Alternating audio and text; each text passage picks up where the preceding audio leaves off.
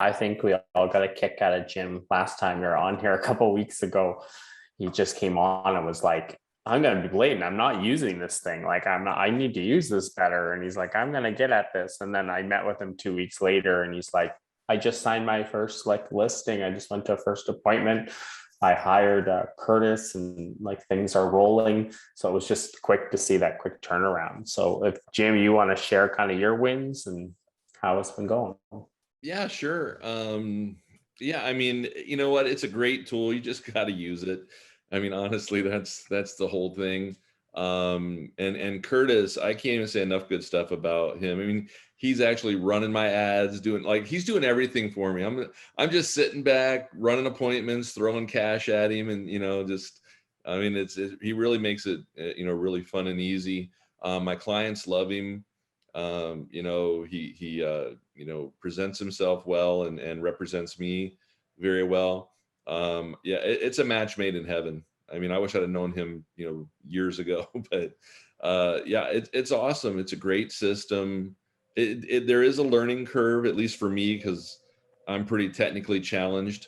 So, you guys have just made it like hands off, just easy. Set it and forget it. Let it run and do its thing. I learned how to split test and stuff like that. So now I know, I understand when an ad is doing well versus when an ad is doing bad. Of course, now Curtis has taken all that over for me, so I don't even have to do that anymore. So, but this is the thing though. I don't want everyone to hire Curtis because like he needs to be with me. So I don't want him to have like 9,000 clients where I don't get that love because, he's been really, really awesome. No, I'm just kidding. You should hire him. If you're not using an ISA, I don't know. I wouldn't even do real estate without an ISA straight up. I don't have any interest in it. So he's awesome. It's been really great. Love it. I have a question, like how much, but yeah, I guess like you or anyone. I'm not used to like having, the open mic thing. So it kind of throws me. So sorry, go ahead. Yes, sir. No, that's okay. I was just curious, like should you expect to pay an ISA, or like how do you source like a good one? How do you know I don't want to speak to Curtis's fees and stuff, but I mean, between 500 and 1,000 a month is absolutely reasonable. I mean, again, they're going to get you. I mean, gee, I don't know. He's already sent me like 5 or 6 appointments. It's only been a couple of weeks that I've been with him. So, and like I said, we've already listed a couple. I got close ones that are coming up, in the next week that we're going to be listing. So, the thing about this business, Scott, is you get out of it what you invest in it, but like times 50. So I'll spend $500 and then, make 50 grand. I mean, I'm totally cool with that. So, but yeah, it's just something that I've been doing now. This is my 5th year of using an ISA, and I literally won't do real estate without one. Like I wouldn't even bother with it. Like I'll just have other people. I'll have my team do it all. I'll just sit back and give them leads. I don't want to mess with this. And like I said, between StreetText and what Curtis is doing, it's really been awesome. So I can't wait, just for more and more stuff to start rolling in as we learn each other. He learns my style, I learn his. We kind of, we've been going back and forth, sort of like tweaking, here, say this, don't say this kind of stuff. And, it's just going to get better. Anybody else have any questions while I'm mic open, while I have the floor? Yeah, I'm in the process. I took a break from StreetText, Marcus knows that. But I've been trying to restructure. I actually have a full-time admin now, and I've been making deals happen, but I need to start stepping it up and getting more leads in for an ISA. So my admin is going to function as my ISA and transaction coordinator. And once business even booms even more, then she's going to take a step back from the transaction side of things, and somebody else is going to be filling that position in once I hire someone. Awesome. So any tips on the ISA stuff? She's a veteran agent from Florida. So she's got a lot of knowledge, twice as much as I have. So it's a good relationship. But she's restructured. She can't do general brokerage anymore from, some back related issues and taking care of a family member full time. So she's been on me about being my admin, and we kind of started negotiating that process. So, any tips on developing that would be helpful, because we're still structuring it now. So. I mean, I think, well, like I have a separate ISA and a transaction coordinator. So they're two separate people. And I think the biggest thing with the ISA that I have learned is, since they're really an extension of you, you really have to work like hand in hand to make sure, like when they're talking to your clients, they sound like you, like they're saying things that I would say, so that it doesn't seem like such a handoff, from the client when they come back to me. We're kind of like working on the same. And in fact, he presents himself as part of my team, which he is, so he's not lying about that. He is part of my team. So I think that's the biggest thing, Chad, is just to make sure that they say the things that you would say the way that you would say them, so that it's more like an extension of you instead of just some separate guy, and then they got to start all over with you. Hey, Jim. Yeah. I've got Curtis on here, which, Wait, where's Curtis? Show me that guy. Right below you. He's right below you. Like, I can't right, see right him. Well, I only see you, so. Oh, okay. Well, Curtis. change your Zoom settings up there in the top right. There's a view, and you go to gallery, and gallery will allow you to see everybody. That's my favorite view. But let's take this way back, way back, because I actually saw someone say, "Hey, what's an ISA?" There's Curtis. Look at that young pup. Look at him killing everything. That's my guy. Curtis, introduce yourself, and maybe start by helping people identify what an ISA is first and foremost, and how that would benefit them. Sure. So as everyone knows, my name is Curtis Michael. I run the Ravelworks Assist. We consider ourselves more virtual assistants than ISAs. I did a lot of research when I first started doing this into why people weren't happy with other ISA services, like what made them not successful, what made them successful.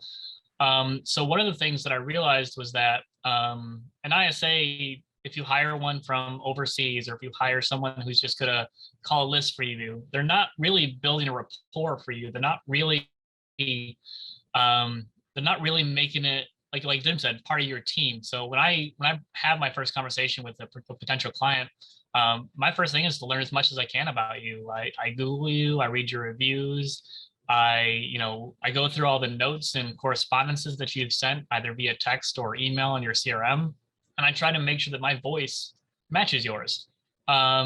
So when it comes to like what makes us successful for you, is that right there. There's going to be a few snafus, just because like I'm not from Land O'Lakes. I don't know if one of his clients that I'm calling asked me like something about a local area. One of the things that I typically say is, oh, I actually just moved into the area. I'm not familiar with it. I still have a New York number. Or sometimes I just say like, I'm actually not from that area. I'm here in New York. I work virtually with Jim. It sort of depends on what vibe I get from that lead. If they're like a very hardcore, like you need to be from here for me to do business with you, then, I present myself as such. But that's sort of the vibe, is that what makes us successful is that we really want to be a part of your team. We want to help you build those relationships. We want you to be successful, because when you're successful, we're successful. And I'm sure you all know, you live and breathe by your reviews. And that's how we do it too. If we're not doing well, then we're just not going to exist as a service. So any questions that I can answer off the bat? Yeah, I've got a question, Curtis. How do you handle the handoff between the lead coming in to the StreetText individual, and how does it get to you? Do you have access to CRMs? Is it a piecemeal type deal? How does that work? Sure, that's a great question. We don't do any like live or hot transfers. Basically, most of my clients give me access to their StreetText, to their CRM. They give me access to their email, and any other platforms that they want me to use, HomeBot, RPR, whatever. So typically, I'll also text or Facebook message. So for 2 hours during the day, I am Jim's assistant. I do not answer any emails from other clients. I do not handle any other work. I am Jim's assistant. So if I'm talking to somebody, I'll send Jim a message real quick and I'll say like, hey, like this person's asking about this. Is this something you handle? Like I'm trying to keep that communication open. But for the most part, that handoff just comes from, I've got the appointment set. I usually set a backup appointment as well. So, you know, if I set up an appointment for Thursday at 3 o'clock, I'm also going to say like, hey, you know, would you be available Friday at 4 as well? Or that way, just in case something does happen, we need to reschedule, we have a backup to fall on. And that way, because maybe I don't know, maybe Jim forgot to put something on his calendar and I don't have access to it or whatever. I just want to make sure that there's a secondary appointment and I don't have to try to do a whole rescheduling call. So that's kind of how I type up all my notes. And during that conversation, if they mention a fenced-in backyard, I'm going to talk to them about their dogs. If they mention a vacation, their kids being on a baseball team, school, whatever is going on in their life, I'm making those notes. That way, when Jim walks into that door, he's got some rapport points that he can build with that client and say, like, oh, hey, my assistant mentioned you were just on vacation. How was that? Like, I don't want that to be like Jim was saying, a completely new experience for that client. I want it to be as seamless as possible. So I email every detail I have over to him. I enter all the notes into the CRM. And if I have access to your calendar, I also put it right on the calendar for you as well.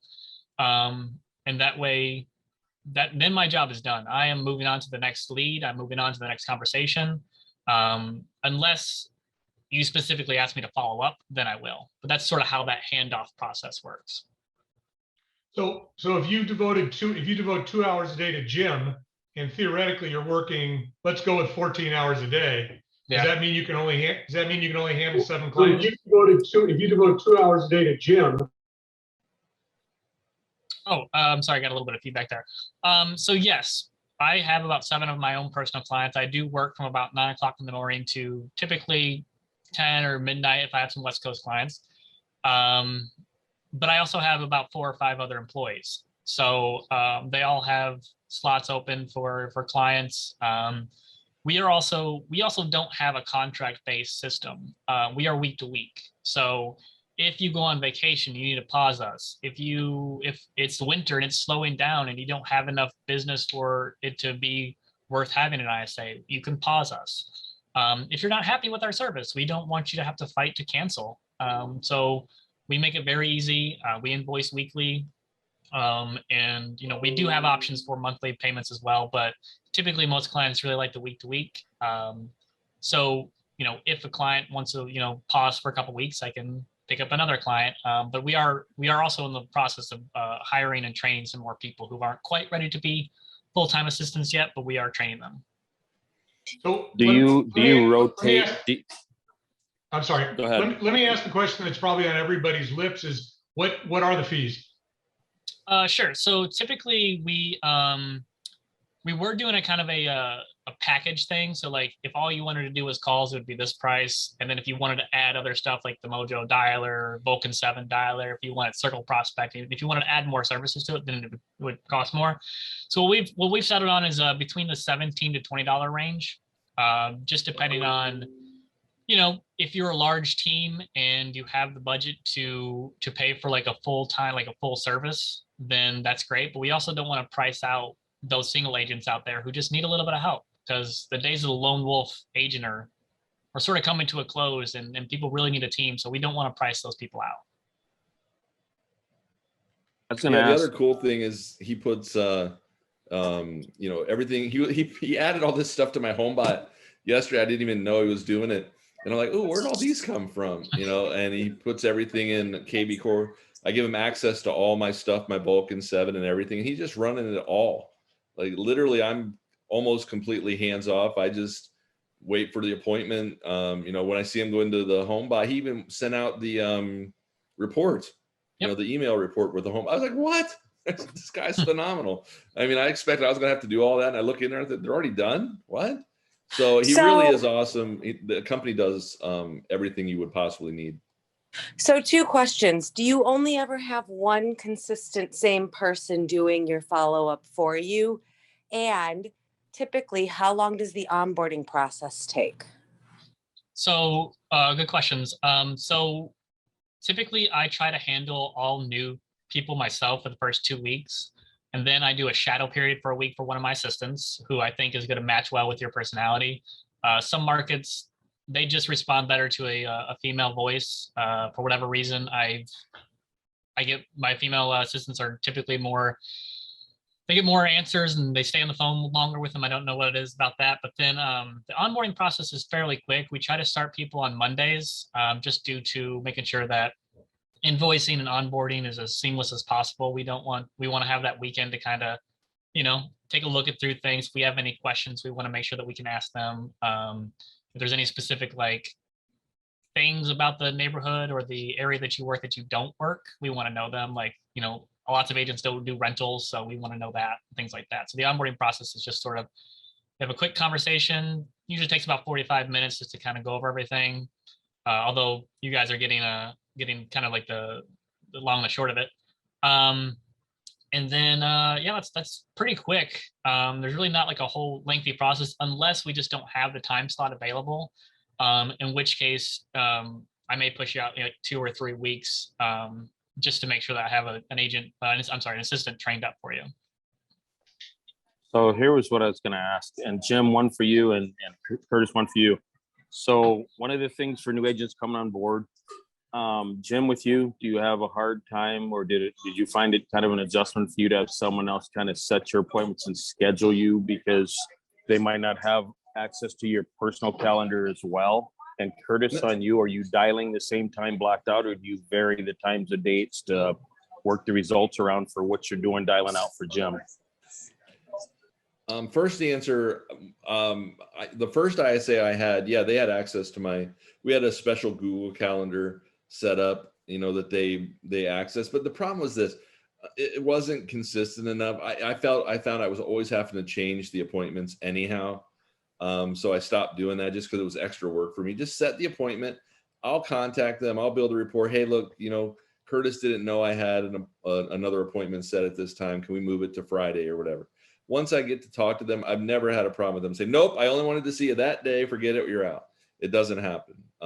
So I don't know, Curtis. I mean, that's something we can look at if you want to share a calendar. I got, enough shareability, but it doesn't seem like it really is that important. It was actually an extra step that I had to manage before that I didn't like, and then we ended up stopping it anyhow. Yeah, so for the most part, I try to set up appointments between the 12 and 4 o'clock time slot. For one, it gives both the agent and the lead, that time during the day to, if something needs to be rescheduled, you have enough time to do that. And for me, I don't know how some distances are, especially my California clients. It looks like it's a 10-minute drive to me, but that's an hour-long drive to them because of traffic and everything like that. So I typically want you to have enough time to either drive to that place, call them to reschedule, whatever. And then, so in regards to your other question about the time that we call, we try to vary it. If I call today from 12 to 2, I'll call tomorrow from 2 to 4, Friday from 6 to 8. It tries to be as varied as possible until we hit on a time slot that works really well. Then we might try to keep that as consistent as possible.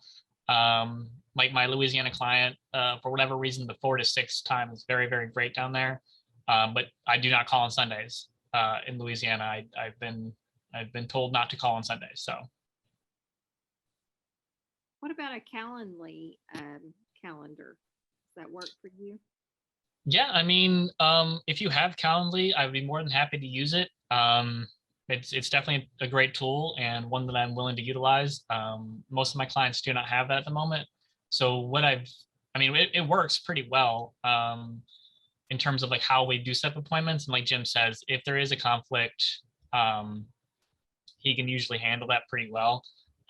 Or if you need me to follow up and just say hey, this isn't a good time, can you follow up with them and just make sure that they know that we can get that follow-up one. But usually if I have access to your email, I'm also going to email them a follow-up to that conversation to say hey, it was great meeting with you, talking with you about your home, Joe. I set you this appointment up with Jim at Wednesday at 3 o'clock.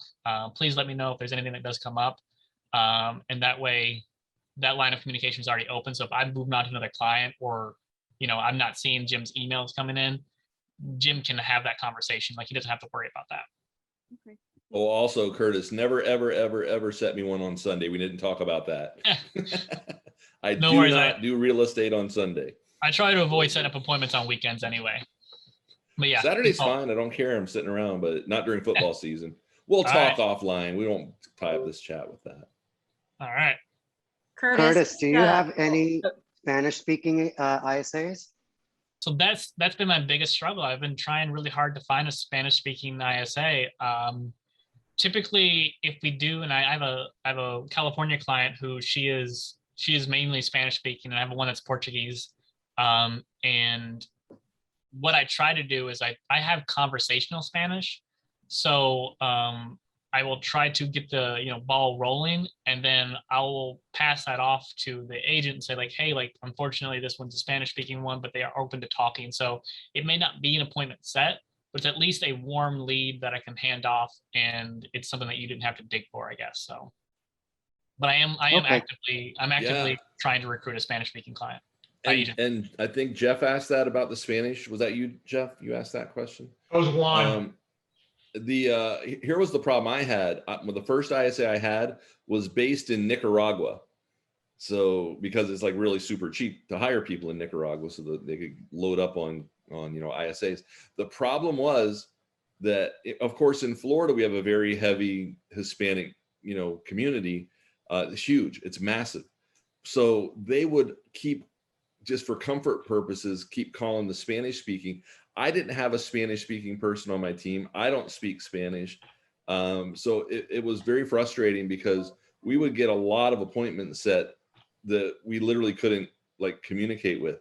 And I would end up just referring them to someone off my team, in our office or whatnot that spoke Spanish. It was more difficult. So actually that was one of the things when I first talked to Curtis, I didn't want him to be, I'm like, please don't be Spanish, because that's, it was much more difficult for me and my team to actually just communicate. So just be aware of that, because like if you do ones in the Philippines, well, not so much the Philippines, but like down in Central America, like Nicaragua or one of those areas, El Salvador and stuff like that have, they're very low rates because their cost of living is much lower down there. But I had a really hard time with that language gap. And I mean, I lost probably $5 million in business easy just by not being able to, to communicate with them. Yeah, it's just the ISA that it would, because I speak Spanish fluently. So for me, it's just getting the ISA to be able to make that initial call, make the connection, and then pass on the client to me, and I'll take care of the rest. So it would be nice to have someone like that. Yeah, definitely. I wish I would have. I tried to hire Spanish speaking agents like all over the place, and I just couldn't land anyone that was any good. So I just, Curtis, we don't seem to have that issue right now. But yeah, I'm missing a big segment of the population in Tampa. There's just not much I can do right now. With that being said, I kind of want to talk a little bit about like what makes us successful with StreetText specifically, and how the clients that I've worked with have been successful with our process, because I certainly don't want to make it seem like we are miracle workers. We are not, we've had a couple, clients that don't work well with our process. And I want to make that pretty clear. So typically we work about 10 hours a week. I do have some agents who go to 15 or 20. But what we do is we are tenacious in our calls. So, what that means is we're calling until we get a hell yes or a hell no. So we want to make sure that, we're not going to stop calling after 3 times. We're not stopping call like, okay, well, they dropped off the front page of StreetText. I'm not going to call them anymore. I just want my fresh ones. No, we're going in there. We're calling the people that have been there for 6 months, 8 months. We're calling your first lead that you ever got in there if it wasn't one of the StreetText people. So we're tenacious with those calls, but we're pretty laid back on the actual conversation. So we're not trying to push for them to have that appointment. We don't want to like be another pushy real estate agent. Basically, I actually even use the phrase, if you don't like what Jim has to say, you can say thanks, but no thanks. You can kick him right out of your house. Because I really want them to understand that like Jim is there as a resource, and this will be a great time to have those questions answered because the market is so crazy right now. But I think that you're gonna like what Jim has to say, because most people do if you want to check out his reviews. So that's sort of that process there. And we try to do soup to nuts. So like Jim was saying, like we will create your ads, we'll monitor them, we'll split test them for you, we'll talk about your ad budget, we'll give you the advice that we have on what we see is working across the country. But for the most part, you know, some of our agents have asked us to be very specific about our script, and you know that doesn't always work with every single lead. You know, like we have to be a little bit fluid with how we talk. So I have done personal training with Club Wealth, Eisenhower, I've done Ben Kinney, I've done the Tom Ferry.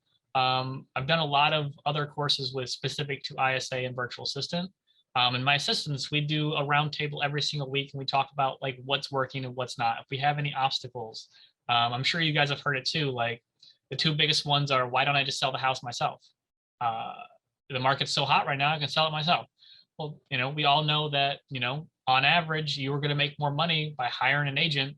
And so typically my big sort of rebuttal to that is, well, it's just 20 minutes of your time. Like at least get a second opinion. You may want to sell your house for 150,000, but Jim can come in there and he could probably sell it for 175, 200. So if it's at least worth 20 minutes of your time, let's at least have that conversation with Jim. Even if you don't want to meet face to face, would you like Jim to give you a call? You know what I mean? I'm trying to, you know, at least open up those doors of communication. And I'm sure you all know 80% of people go with the first agent that they meet face to face. So that's sort of what makes us successful, is our tenacity, but also our, you know, empathy with that client. Like we don't want to push them. We don't want to give them a bad taste in their mouth. I don't want them to have a false expectation of Jim either. So that's sort of like that process. The ones that don't work well with us are the ones who do like to micromanage every single thing. The ones, I mean, granted, if you have like very specific things that you want done, we will do them. But what I'm specifically talking about is, you know, hey, I want to split test your ad for 24 hours. And then, you know, you go in there and turn it off after 19 hours because it's not getting enough leads, but you haven't let it run its course. So that's one of the things I'm talking about. But by and large, the process is just, we want to be hand in hand with you. We don't want to just be like some guy that lives in New York that's just calling, you know, your list of Excel spreadsheet of 1,000 people. You know what I mean? So that's why the process really works. And again, I mean, on average, we do about 3 appointments a month across our entire user base. Obviously, we do more in different areas, and we do less in some areas. But it really comes down to how many leads you have. So obviously, the more leads you have, the better, because that gives us that numbers game. But we're going to call every lead. And if a lead comes in without a name and a number, we're going to skip trace them as well. So we're not just going to leave them to be emailed. We're actually going to, you know, search for them. We'll spend a couple minutes, do a quick skip trace. If we can find a name and number, we're going to call them. We're going to put them in a home bot. We're going to send them a report on RPR, whatever is your process. And then usually once a month, I'll go back and I'll take the leads that came in last month. I'll do a mass email, personal one, not one that's on the funnel. And I'll just say like, hey, you know, I worked on your estimate personally. I wanted to see if you had any questions about it, because, you know, wanted to make sure that we answer all your questions. And we just want to try to get as many hand raises as possible from all those points of contact. And as long as we're able to do that for you, we want you to be out there making money by actually talking to the people. Hey, Curtis. Yeah. Hey. Hey, so I think I heard what you were saying, but I just want to make sure. So if a client comes in without a number, you guys have the software already. We don't need to buy anything for skip tracing? Correct. Yes. We don't use like anything like crazy. I've got a couple contacts, like I've been trying to get like accurate and things like that. But for the most part, we just do your basic skip tracing. I'm sure you've heard of True People Search. I'm sure you've heard of US Phone Book, but we'll also dive deep into Facebook if we can. We have a couple other techniques. I used to work for a student loan debt collection company for 3 years. So one of the main things that we learned was skip tracing. So a couple of my assistants actually have worked in call centers too. And, you know, we're going to try to find every single avenue possible to get that number, but we're not going to spend 20 minutes on it. You know, we're going to move on. And then, you know, maybe Friday comes on and we have a little bit more time to skip trace. We'll dig again. But yeah, for the most part, we're gonna try to find a number. Yeah, that was a cool add-on service. I didn't know I had him. I've had him skip tracing a couple of people. Somebody was calling my cell phone and hanging up being stupid, so I had him skip trace who they were, just being silly and stuff. But no, I mean, dude, he does it all. He's really awesome. By show of hands, and maybe in the comments below, how many of you want an ISA? Maybe tell us if you already have one, and how many would love a service like this? Yeah, right. Put it in the comments. We're gonna get that hooked up for you. You can hang up this call and just call me directly right now. Jennifer, do you have a question? Yes. So you were talking about like the people it may not work for that are kind of control freaks. It sounds exactly like me. But here's the thing. Here's the thing. I don't know anything about the ISA world. So I guess my question is, like, I'm all about it. How much of the script do I have to give you? Because obviously you've been doing this. Like, will you have some tips and guidance for us as what you can do? And then we can kind of say, yeah, that works. No, let's do this, that kind of thing. Yeah, so we've kind of developed our own script. I've got my own personal one that I share with my team members. But we're always looking for new and different scripts. If you have one that works really well, we will definitely use it. We don't want to say like, oh no, use our thing. So what I meant by like those people who are kind of like control freaks or they like to, what I meant by that was, okay, I specifically had this agent. He wasn't a StreetText agent, but he wanted us to use the Mojo dialer, but he wanted us to say the exact script, no deviation from it. And we had so many hangups on it because it sounded scripty, it sounded robotic. It didn't allow us to give a flow to the conversation at all. But he was very adamant that no, this script is his script. Like, we need to use it. And so we ended up parting ways with him because our process didn't work. But I have a very easygoing script. Jim actually had a couple phrases that he wanted me to pepper into the script, so I do that, and that actually made me want to use that exact phrase. Yeah, the 5-star experience. I've been using that phrase for other agents now, and I actually had a lead. She was like, "Wow, that's a really great phrase. Thank you so much for saying." Like, I didn't expect them to like thank me for saying that, but she did. And so if you have something specific, you guys can use it if you want. I didn't expect them to like thank me for. So that's sort of what I mean. Like, we work with people who we obviously know this is your baby, this is your bread and butter, this is how you pay the bills. So we don't want to say like, oh no, I'm not going to use that. Like, no, I'm going to use what we're doing. No, we want to work with you, and if that means like, hey, let's go hand in hand, then we'll go hand in hand. But some people are very hands off. We have a couple agents who I don't think that they've signed into StreetText since I've started working for them. And they just let me handle it, and I send them the questions, I send them the appointments. And hey, Curtis, 2 quick questions. Sure. How many contacts do you need to see? How many new leads each month on average to book 1 appointment? And my second question is, could you break down your process or an example of a conversation you may have with somebody when they pick up the phone, and just kind of walk us through what that would look like? Sure, absolutely. So, on average, we like to see the leads come in, 4 or 5 a day. Obviously, the more, the better. But if you're not getting that many leads, as long as you have a good backlog of leads, 50, I can get through 50 leads in a couple hours. You know what I mean? Obviously they might not answer, so I'll call them again tomorrow, but after a while it's just harassment. So I actually worked with an agent who had nearly 30,000 leads in her CRM. So her biggest problem was that she had too much fluff, too much bad stuff in there. So I actually worked for the first 2 weeks just cleaning her CRM up. So there's not really like a hard number for that, Jonathan, but obviously if you can get, sorry, my emails are going off here.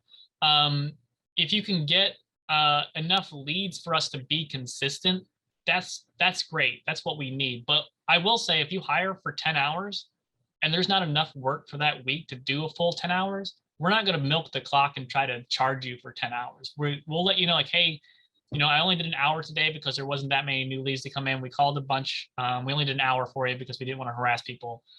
So maybe that week we only did 8 hours instead of 10.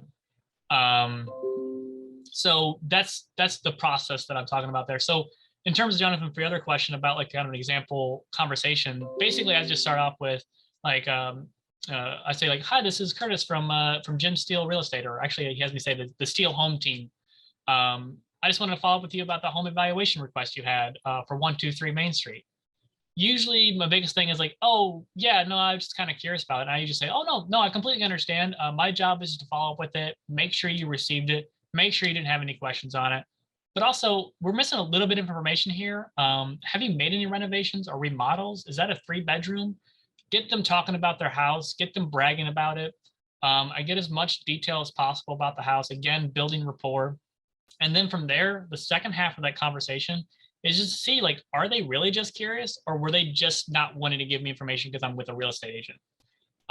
So then from there, I go, great. So, just out of curiosity, were you thinking about putting them on the market maybe 6 months to a year? Like, is that something that's been on your mind? If they give me like any sort of affirmative, my go-to is great. Because what Jim offers is a free comparative market analysis. It takes about 20 minutes of your time.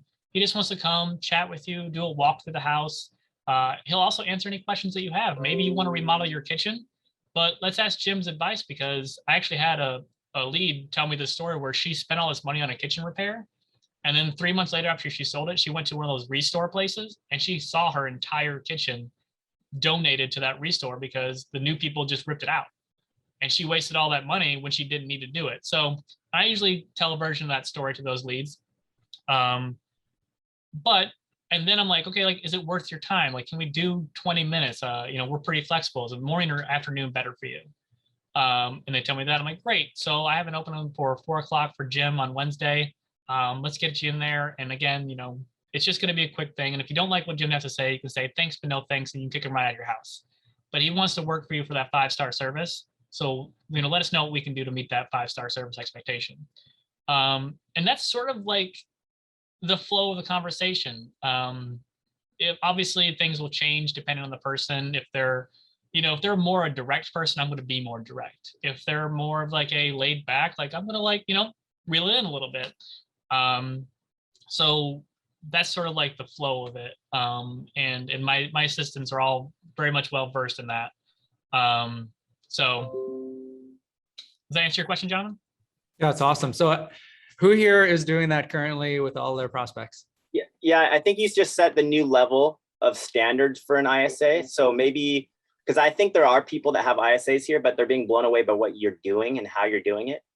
So I think that's going to be key, is making sure that if you do hire an ISA, you're qualifying that ISA to have the standard that you're basically producing.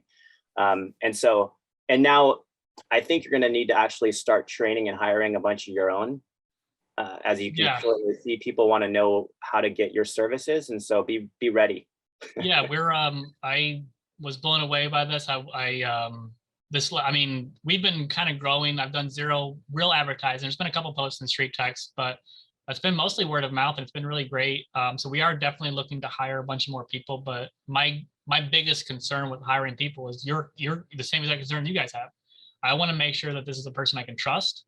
I pride ourselves on transparency and communication. So if I'm in your StreetText and I touch a lead, I'm leaving a note. If I called and left a voicemail, I'm leaving that note. If it's a disconnected number, I'm going to leave a note, skip trace for a better number, and move on. Tag it. I use the tag system in StreetText extensively. If I put it in HomeBot, I have a tag for that. Although you guys have just done that new integration with HomeBot. But if it's something I want to follow up with, I'm going to tag it. If it's something I want to skip trace later, I'll tag that as well. So that's sort of the process, and that's why it's been so tough to hire people. I've got 5 really great employees right now that do a really phenomenal service. And they're always asking questions. They're always wanting to be better. So that's why we have a roundtable every single week, because we all want to do better, and we want to see success. So, no, this is really awesome. Sorry, just say one thing. Like when you start out, like you may not have the budget to be able to do all this, so you do it yourself, and that makes a lot of sense. And I just want to say I'm so appreciative and grateful, Curtis, that you're sharing everything with us, because that's how we as a community get better. we learn from each other. But then as you want to grow and scale, you have to get comfortable to start hiring people, whether it's transaction managers, an ISA, and then finding great people. That's one of the hardest things. And we have Curtis Michael on right now, who's a great ISA. Like, that's incredible. So as you get more and more comfortable letting go of the process to give it to other people to do, you can start to scale and grow faster, because now you get to spend more of the time on your strengths, which is building relationships, spending time with people, you name it, and also focusing on the areas that the intersection between your internal motivations, whether that's influence, whether it's whether it's just serving others, whether you name it, whatever that core motivational driver of yours, building relationships. It's when you get to spend more of your energy and your time there, you find more fulfillment in the day-to-day stuff. And so you hire great people who find fulfillment in the things that you need to be done in your business. They find fulfillment, they can grow their business, they can hire more people under them. But all of a sudden, that's where you start to see the liftoff of growth. And so I just think this is a really, really cool mastermind. And I just think it's part of the process of letting go. And the key thing, I think, where you were talking about the control freaks, is that if we try to control everything, that means the people working for us, our teams who we've hired, who are smart, intelligent, worthwhile, who put their time and effort, can only grow as fast as we learn. It's like the script example you gave. That guy gave you a script that he was fixed on. He would need to learn through you that the script needs to change, but that might take a long time. John, but if we can allow other people to learn, that's when we start to accelerate our growth. And we manage then the outcomes and the direction. So this is amazing. One thing to add to that, John, next week, we're going to be talking to Janki Patel about how she's trained her ISAs and the reason why she's done $500,000+ commissions. So I'll be very curious to see the difference or the similarities in the ISA process. And specifically because Janki has done so much with the buyer leads on StreetText, and specifically the buyer leads for her are some of her best stellar appointments. So there's something, she's trained the ISAs to ask the questions, particularly because we know right now that more buyers than ever have an asset to sell, and a lot of people won't sell because they have something they need to look to make sure they can buy. So with that being said, Curtis, have you had any experience likewise with buyer leads with Facebook, specifically StreetText? Yeah, so obviously the buyer ads have a lower cost, so I always try to push them to at least try it for a couple of days to a week. And in those questions that I ask buyers is, are you looking to move? Oh, great. Like, do you own or do you rent? Like, those are just basic questions. Like, and if they say that they own, I go like, oh, great. Like, are you trying to sell your house before you move? Like, are you trying to find a house? Because, a lot of times you're like, well, I'm actually just trying to find a place to buy it first because I know my house is going to sell in 2 days because everyone around me sold in 2 days. So that's what I'm afraid of. And I go, oh, I fully understand. Have you talked to anybody about your timeline? Like, what you want to do is sell in 6 months, and you need kind of a hand to help you buy, like, let's have a conversation. I actually talked to a lead for a client last night. It was actually pretty late, but she wants to buy her mom's house, but her mom wants to sell it like traditionally, you know what I mean? So she doesn't want to just like, I guess, give the house to her daughter. So it's a whole entire like process because her daughter is sick of all the houses that she likes being sold before she can even put an offer in there. So a lot of people I'm finding are trying to do the buy-in process before they even think about selling because they know it's going to sell too quickly and they're not going to have that time to buy. So one of my agents actually developed this, and I'm sure there's variation of it, but he likes to negotiate a sell, stay, then buy process. So if you want to sell, he will negotiate in the contract that you can rent back that place for 1, 2, 3 months. He actually has it up to 6 months, which I think is a bit excessive, but he used to be a negotiator for a pretty big company, so he's really good at negotiating.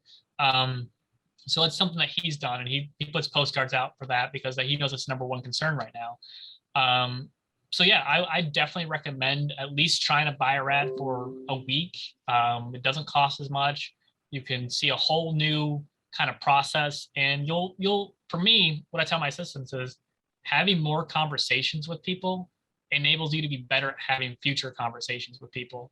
So if you're not getting enough leads to talk to, or whatever other platform you're using is not giving you enough opportunity to talk, you're not going to be able to develop those questions, those concerns. So that way, that next conversation, maybe you completely bomb that first conversation, but you're ready for the second conversation because of that first conversation. And that's something I teach my assistants. Hey, Curtis. Yeah. No, go ahead. Question. Go ahead, sir. Do you work in Canada? So I do have one client in Canada. It's been a new experience for me. Chris Burry. He's really great. Which province? Newfoundland. Holy cow. Okay, out in the ocean there. All right. Yeah, so it's been a new struggle for me. One, I'm not as good at skip tracing in Canada, if I'm being honest. I am learning. So I actually brought down my service pricing for him in Canada just because I didn't want to.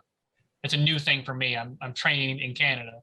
And the second thing is distances are very strange because I think, like, again, like for Canada, I think it's a 10-minute drive. And he's like, that's an hour and a half away because it's a windy road, or it's up in the mountains, or it's, you know what I mean? It's up by the beach or whatever. So it's been a new process. But yeah, I mean, I definitely welcome Canadian clients. I like talking to Canadian people.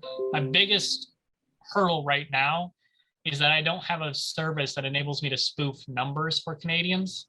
I also don't spoof numbers in America, but what I mean was, at least a California person is likely to pick up a New York number, but a Canadian person has not been as likely to pick up a New York number. I'm a little bit better at it because New York is right there, but that's been my biggest struggle. And I actually asked to pause with Chris for a couple of weeks so that way I can train myself up and learn a bit more about Canada area and what to do. So let me ask you about the skip tracing. I know that what was it? True People Search doesn't work here in Ontario, Canada.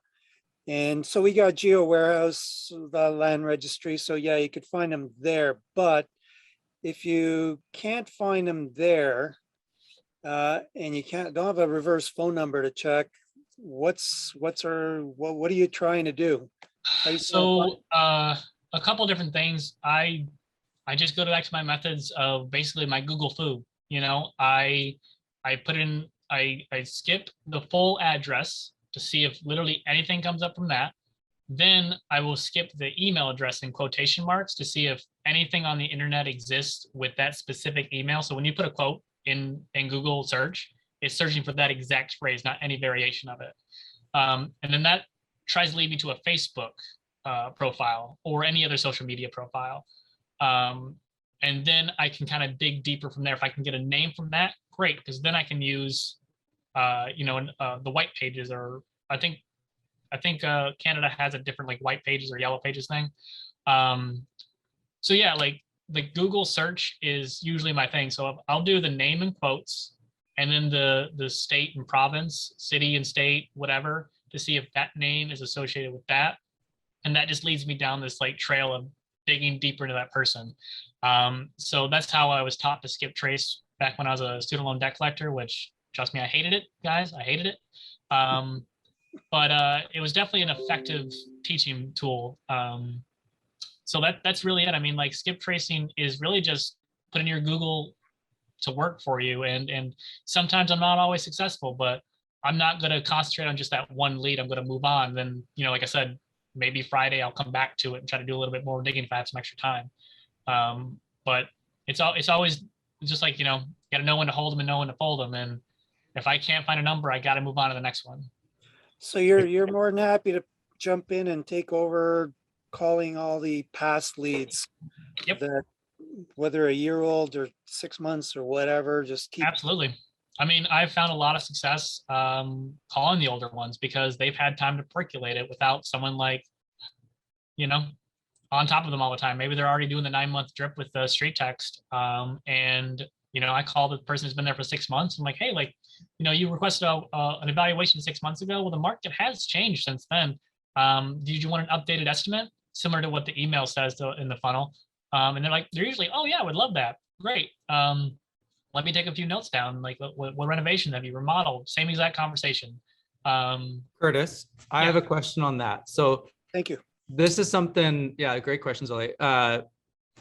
As this is something we see, it's just as people come through StreetText, their conversion likelihood increases month over month over month. So the likelihood that they're going to have a conversation, the likelihood that they're going to book an appointment, the likelihood that they're going to work with you increases, and the likelihood that they're going to list that home. So usually if you audit your leads after 12 months, you're going to see that a big chunk of them have now bought or sold pretty recently. If you audit it after 2 years, you're going to see another big chunk has now bought and sold within the next year. So the likelihood of you being the right time is actually increasing over time. How do you follow up with people in a way that doesn't burn the lead at the beginning if they say no, not right now, so that they are likely to work with you 6 months from now when they are ready?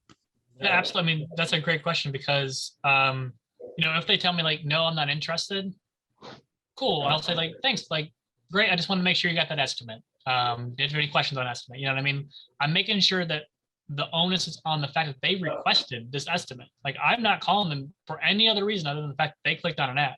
So then they go, I was just curious. I'm not looking to sell. Great. I'm still going to put them on my follow-up list to call them, 2 weeks to a month, because the likelihood that they remember that conversation with me is very minute because they've got a whole life to live. But me, I'll remember because my notes are there. So I'll call and say like, hey, just wanted to follow up, make sure you had that estimate again. If they do remember me, okay, I'll deal with that. But I've not had a single person be like, wait, I talked to you a month ago and I told you no. Why are you calling me? Like that's not happened. But and again, if they tell me again, oh no, I was just curious to get the estimate. Oh, well, what made you curious about it? Just so I can, just so I know, so that way I can put those notes down. Because if they just don't want to tell me they want to sell because maybe their best friend's a real estate agent or whatever, like they were just blah, blah, blah. I kind of want to know that because then I'm not going to waste time on them a third time or a fourth time if they have someone in mind for real estate or whatever. But as long as they're saying they're just curious, I'm going to follow up with them again, until I get a hell yes or a hell no. I love that. Hey, Curtis. And then do you have a process for following up with someone, say 6 months or 3 months later, who did say no, not right now? Yeah. So I, for most of my clients, I have a spreadsheet. And each day that I go like fight for Jim, if I sign up for Jim today, I'm going to pull up my spreadsheet for him to see like it's color coordinated. And if one's a red, okay, did I call them yesterday? Okay, maybe I won't call them today, but I'll call them tomorrow. Who else do I have on my schedule to call today? And then that's the person I'm going to, those are the ones that I call first as that process goes. And again, I want to make sure that, again, I'm sure you guys have all heard, if they say follow up with me in 2 months, I cut that in half. I'm going to follow up in a month. Curtis, if I were an agent, I would let you access to my BombBomb. I would let you have access to my Facebook. Yep. I would have you, quote unquote, Facebook stock. I would have you send out my emails, both from the automations that StreetText has in there, but also personally, so that tracking is installed, because I'd want to make sure that my messaging, especially if I'm scaling that, is being open, right, Jennifer? Right, Wendy? For people that are using it, I'm going to call you guys on the spot, because it's one thing to have all that great in your systems. Like, okay, I have, 5 videos in my first 10 emails. Great. How many of those are actually being opened and watched? Number one. So that's where I would start making sure people are effectively getting those, receiving those, so that my open rates go higher, my video plays are getting higher, the clicks, the responses within there, and so forth. So, being that some of you are influencers and trying to get video installed in there, that's where you could start training your ISAs to do some of those activities that you're not going to be doing, and getting those tracking mechanisms installed so that it's not just automations happening, but you're personally making sure they're going out all the time. So I will say, and I know you guys give me an hour of your time, so I appreciate that. The combination that makes things really, really successful for us is StreetText, HomeBot. If you have RPR, that's super helpful, just because RPR gives you a little bit more information. I have an idea of the neighborhood. It gives me more talking points. BombBomb is great, especially if we can get that as a, into your automation funnel. I can insert it as a BombBomb video into your automations. But it's also something that we can send, like I was saying, like if I do a mass email for the last 30 days, everyone who's come in last month, we can do a BombBomb video just saying like, hey, just wanted to follow up. Like, it's a good touch, because again, like Marcus said, everyone thinks that it's just a Zillow. Everyone thinks they're just going to get a number spit back at them. And their tune usually changed when I go, like, hey, no, I was personally working on this. Like, this is something that I wanted to kind of go over with you, because if you wanted a Zillow, you could have just went to Zillow. But I mean, Zillow is about 6 months behind. So we find that the combination of StreetText, HomeBot, RPR just for the additional information, BombBomb, and then if you have a Mojo dialer because you want to circle prospect, great. Vulcan 7 dialer is okay. I've used it a couple of times. I've used all the other platforms. I've used Bold Leads, Offers.com. I've used a multitude of other Referral Exchange. There's a whole bunch out there. Real Geeks, everything. I've used most of it, and I will say time and time again, StreetText is usually the one that I suggest for agents who aren't using it, and it's the one that we like to use the most, simply because if you're using the process, if you're putting yourself into the automation, if you're allowing for your assistant, ISA, your other agents to utilize that process, if you're tenacious in your calls, and if you're practicing that follow-up and nurture process, it's going to eventually work, even if only 2 of them sign on. If you have 100 leads and 2 of them list with you, it's not great, but it's still at least a process, because next year you've learned from that entire process, and it keeps building on itself. And that's what I've learned. I've been doing this for about 1.5 years, and I started not knowing anything about real estate. I was doing dog training and dog handling before this. My colleague, he asked me to do this because he didn't have time. He wanted to spend time with his family at the end of the day. He asked me to do 2 hours a day, and I just ran with it. I didn't, he had a little script that I used, and then I just built and built and built. The more conversations I had, the better I got. And I'm not the same person I was when I started. So it's been really great. Curtis, we have a lead. I'm just letting you know. What's that? There you go. We just got a new lead. Perfect.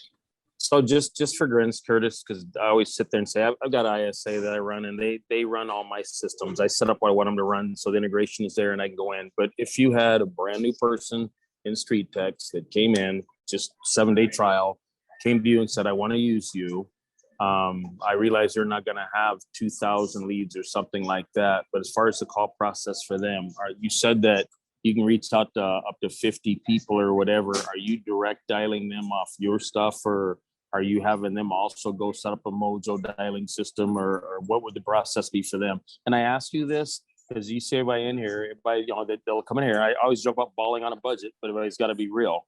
So where would they start? Yeah. What would you do with them? Because that's something that these guys really need to know or hear. Yeah, absolutely. And I have clients who have started with StreetText from day one. I actually set up their StreetText for them. I did everything. I did their domain. They didn't even see StreetText. I don't think they've even logged in yet. So we started with StreetText. I call right from my own personal cell phone. I call every single number that comes in. Again, skip tracing. But if there's not enough hours, again, I won't work the full 10. I'll keep it within your budget. But as those leads come in, maybe they decide to add HomeBot after a couple of weeks because we need to get that estimate sent out. We can track who's active in HomeBot. Okay, great. That's a great new step. And then my goal is to partner with that agent to understand what their budget constraints are. And maybe the Mojo dialer isn't the next step for them, but if they want me to circle prospect an area, I will skip trace the nearest 50 houses to that area, and I'll do it personally. They don't have to use a service to do that. I will do it for them.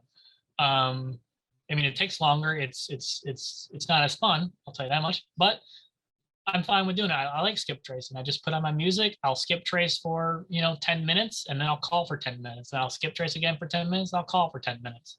That's sort of like, if you're wanting to just kind of start from the ground up, like building little things that kind of like do the next step for you is really what I suggest. And if it's not working for you, if StreetText didn't work for you for that first week and you didn't get enough leads, I completely understand. It's a money thing, and we're all in it to pay our bills. So my process is like, okay, let's try something else and see if that works for you. If it doesn't, then we'll try another thing. I'll keep trying things with you, even if it's not StreetText. But usually I will say like, hey, have we thought about going back to StreetText because this other stuff isn't working? Let's at least, I'll do the numbers for you. Like if you could sell one house right now, what would you need to sell it for? What was your commission for to pay for 3 months of StreetText? You know what I mean? And then we really break down the numbers and we say, okay, like this is what I need for StreetText, or this is what I need to pay for this service. I love it. Curtis, real quick question. I think you might have answered it, but I glossed over it. Did I understand you to say that all your calls will be showing with a New York area code prefix? Yes. So, and I always mention that if the lead picks up, I say, hey, this is Curtis. If they go, you're calling from New York, I go, oh yeah, I still have a New York number, but I'm actually right here in Land O'Lakes with Jim. If I'm getting that vibe that they're like, I need you to be local, I do not want to talk to anybody who's not local, I will mention that. If I get the vibe that they're pretty more laissez-faire, I'll say, yeah, no, I'm actually in New York. I actually work from home. I'm virtual with Jim. That's kind of like the new thing right now. Most people understand, especially with COVID. That's been the biggest thing I say, because of COVID, we're working virtually right now. But I also have agents. I have an assistant in Maryland. I have one in Colorado. I think I have one in Pennsylvania. But by and large, I've not seen any real pushback on having a New York number. The biggest thing is just getting them to pick up. But that's going to be a problem. I do a Google Voice number every now and again, just to see if that works. But by and large, people will pick up because they're curious. And that's when it's nice to have your CRM as well, because then I can send text message and emails. If I have access to your email, I'm always going to follow up, even if they didn't pick up. Thanks. Any other questions? So awesome. Great. So, Curtis, I do have a question. Oh, sure. If you don't mind, Marcus. Go ahead. As I said, I do have an ISA, but she's new. She's a veteran agent, but she's never really did back office, inter office sales. I feel confident she can, but kind of owe some loyalty to her to see if she can do the job. Absolutely. Would personal training from you, if she has any questions about the process, would that be something that you would be willing to do, and obviously for a fee? Yeah, absolutely. I'm actually in the process of talking with my business partner in regards to developing a actual training program. If you already have an assistant, if you want to become an assistant, it's something that we're definitely trying to put into works to offer that. Because again, there's too much work for me to do. There's too much work for my entire team to do. There's plenty of agents out there who need help. I'm not trying to limit and be like, oh, no, you can only use me. You can only use Ravelworks. So if there is somebody that you want to train, I'll be more than happy to take an hour of my time to do a Zoom or a phone call and talk through the process. It's certainly something that we're going to be exploring here in the next couple of months of actually advertising for that. But yeah, Chad, if your assistant needs a couple things, that's great. I mean, I've actually had a couple agents just call me for advice on what they should do with their StreetText, what ads they should run, like what they should say to the leads. Like they didn't sign on with us, they just wanted some advice, so that's fine. If maybe a Zoom call to maybe discuss with her and see if she's on the same page. If she is, she may not need any more. If she isn't, then maybe we need to talk about a training course. So yeah, I don't have anything specific right now other than basically everything that I've kind of gone through. I mean, I can share some scripts. We've developed an entire text and email campaigns. We have our own drip campaigns that we can help establish in like your CRM. We kind of have a process of like when we touch people. I'm sure you all know on average it takes about 7 touches before a lead will pick up and have a conversation with you. So that could be 2 phone calls, 2 text messages, and 3 emails. It could be any combination of that. It could be a postcard. It could be a door hanger. I actually helped develop postcards on Canva as well. So when I say soup to nuts, like we are a virtual assistant. We're not an ISA. I mean, we are, but we like to say that we are your assistant. If you need something, we're gonna make sure it gets done.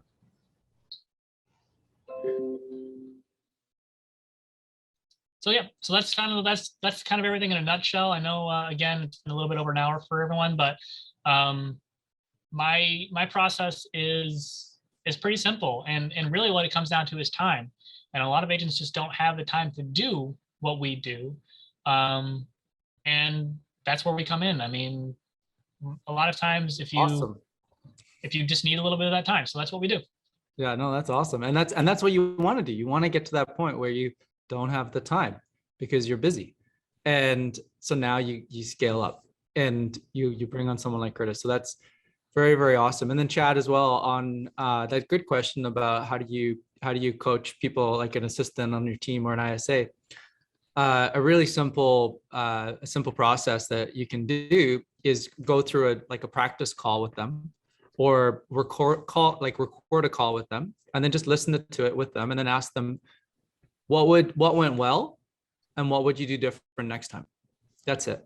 Yep. As long as the activities, the behaviors are happening, the activities are being done, and they're reflecting, so they're thinking about what they did well and what they could do better next time, you'll see an improvement. And that's true for everybody. So very simple, but I think people are more than talented. I think everyone in this world is more than talented.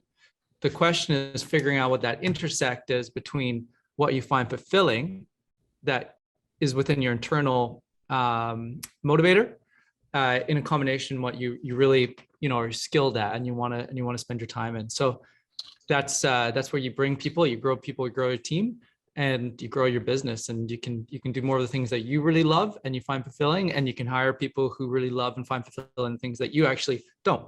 So that's a really great way to grow. Did you mention how many touches usually it takes for you before you get a conversation started per lead? 7? Yeah, on average, it's about 7. I will say my personal conversion rate is about 1 in 6, 1 in 7 conversations. And that's, the just curious people, the I'm not selling for 3 years people, out of those 7 conversations, one of them is going to be an appointment on average. But when it comes to those points of contact, yeah, I would say on average about 7. I think it kind of goes up with text messaging because a lot of people really like text messaging. So if you can make your text sound, Julie's great. But after Julie, you got to pick up the ball and run with it. Every day my process, I go first to the ads, see how they're performing. Then I go to conversations, see if anyone's talked.